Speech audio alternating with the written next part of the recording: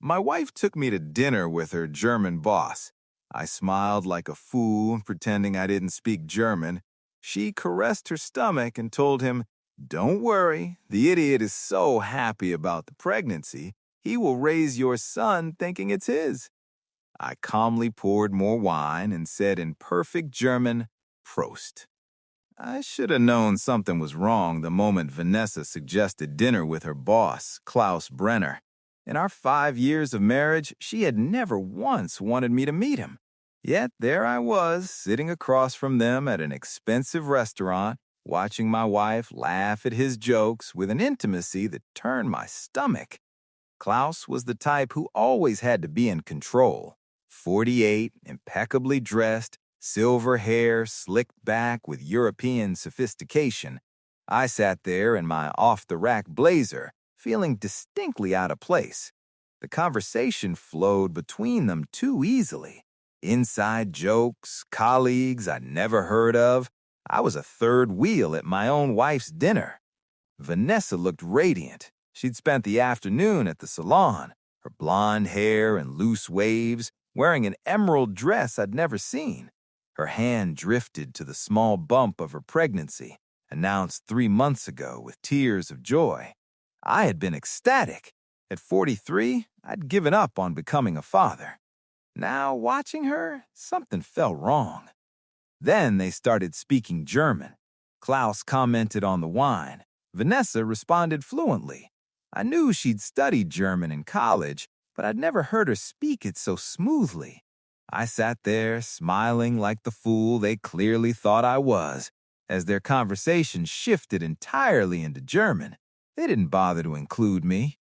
My grandmother had been German. She'd insisted I learn the language as a child, making me speak nothing but German every summer until I was fluent. It was a secret I'd never shared, not with anyone, not even Vanessa. There'd never been a reason. Now, I listened. Klaus told my wife how proud he was of her performance, not her work performance, but her act with me, how convincing she was, how well she played the devoted wife. Vanessa laughed and said how easy it was, how trusting and naive I was. The word she used was tippelhaft, foolish, clumsy, stupid. Klaus leaned closer. He asked about my reaction to the pregnancy. Vanessa shook her head, caressing her stomach. "Don't worry," she said in German, her voice filled with cruel amusement. "The idiot is so happy about the pregnancy, he will raise your son thinking it's his." The world stopped. Your son, not our son, your son. I sat there, still wearing that stupid, trusting smile, as 5 years of marriage collapsed. Every tender moment, every shared dream, nothing but lies. Klaus reached across the table and squeezed her hand. He told her how much he loved her, how excited he was about their child. They'd been planning this for months. The pregnancy, the timing, even this dinner. The waiter approached. I looked up, my voice somehow steady. "Actually, I think we need to discuss something important." I reached for the wine bottle, poured myself a glass, and looked directly into Klaus's eyes. "Prost," I said clearly, "to new beginnings and the end of illusions." Vanessa went white. Klaus's confident smile crumbled. "Neil," he stammered, "there's been a misunderstanding." "Oh, I don't think so," I replied in English. I understood perfectly, every word. Vanessa's voice came out as a whisper. "Neil, you don't speak German. You're confused. Your German is quite good, especially that part about me being an idiot who would raise another man's son." She went completely white. Her hand began to shake. "How long?" I asked. Klaus and Vanessa exchanged a look. 2 years, he finally said. The affair had been going on for 2 years. The timeline made perfect sense. She hadn't gotten pregnant during our romantic getaway. She had already been carrying Klaus's child. The due date was December 15th. I'd been traveling for work in early March, 3,000 miles away when my wife conceived another man's child. I pulled out my phone and set it on the table. "I've been recording this conversation," I lied. "Amazing what technology can do. A man doesn't even need to speak German to understand what's being said about him. Their faces crumbled. I walked out of the restaurant and didn't look back. That night, I went through our financial records. Over 2 years, I found nearly $20,000 in unexplained expenses. Hotel rooms, expensive dinners, jewelry. Every Thursday, a charge at the same upscale hotel, matching the notation on her calendar. Client meeting, KB. Klaus Brenner. She'd been documenting her affair in our shared calendar. I found the receipt for the pregnancy test, purchased 2 weeks before she told me, March 23rd. She'd conceived in early March, right in the middle of my Seattle trip. The evidence was mathematical, undeniable. When Vanessa came downstairs, I confronted her. She cried, she begged, she stuck to her lies. My German isn't that good, she claimed. You misunderstood. I showed her the credit card statements, the hotel receipts, the calendar entries. How long have you known? She whispered. About tonight? Since tonight. About the rest? About 3 hours. I packed a bag and left. The next morning, I called a private investigator. Within a week, I had a dossier on Klaus Brenner. His business empire was built on tax evasion and fraud. He had a wife, Helena, from old European money, a woman famous for destroying her husband's mistresses when she discovered his affairs. I sent Helena an anonymous email with copies of hotel receipts, photographs, and credit card statements, enough to pique her curiosity. Within days, her lawyers were investigating. Within weeks, Klaus's offices were raided by federal agents. He was arrested on charges of tax evasion and fraud. Vanessa called me, frantic. Klaus had cut her off. He was threatening to ruin her career if she told the truth in our divorce. She wanted my help. Welcome to the club, I said. Klaus never cared about you. You were just useful. I hung up. 6 months later, I sat in a coffee shop reading the morning paper.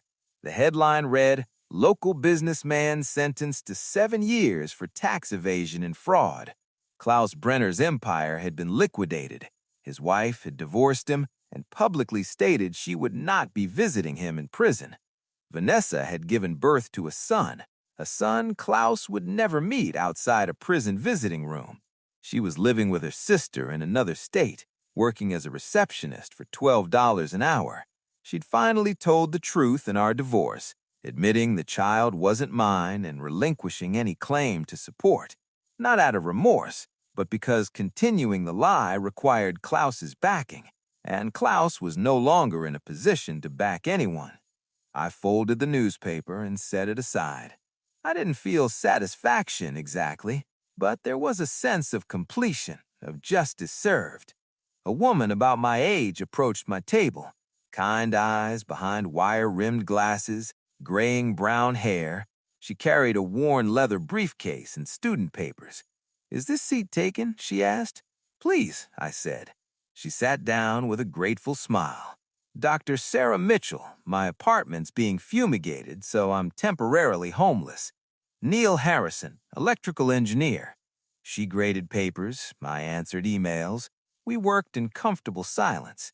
When she finished, I found myself telling her about Vanessa, not in detail, not with bitterness, but as fact. A marriage that ended when I discovered my wife had been living a double life. "That must have been incredibly difficult," she said. "It was liberating," I admitted. Discovering I wasn't crazy, that she really was lying about everything. It was almost a relief. Sarah nodded. She understood betrayal. Her ex-husband had embezzled from the nonprofit where he worked.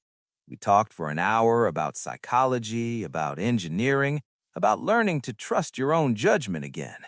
When she packed up to leave, I asked, "Would you be interested in dinner sometime? Somewhere with honest food and honest conversation." She smiled, a genuine expression that reached her eyes. "I'd like that very much." That evening, I stood on my balcony looking out at the city. Somewhere out there, Vanessa was struggling with single motherhood and a minimum wage job. Somewhere else, Klaus was learning to navigate prison politics. Their elaborate deception had collapsed under its own weight. They had become what they deserved to become: irrelevant. My phone buzzed with a text from Sarah. Looking forward to dinner. And don't worry, I won't test your German fluency. I smiled and typed back, fair warning, I'm completely fluent, but I promise to only use my powers for good. Her response came quickly. A man with hidden depths. I think I'm going to like getting to know you, Neil Harrison. For the first time since that devastating dinner, I felt genuinely hopeful, not because someone might love me, but because I had finally learned to like the person I was when no one was watching, when no one was asking me to be anything other than myself. My grandmother would have been proud. I had learned her language, and through it, the most important lesson of all. Sometimes the greatest gift betrayal can give you is the freedom to discover who you really are.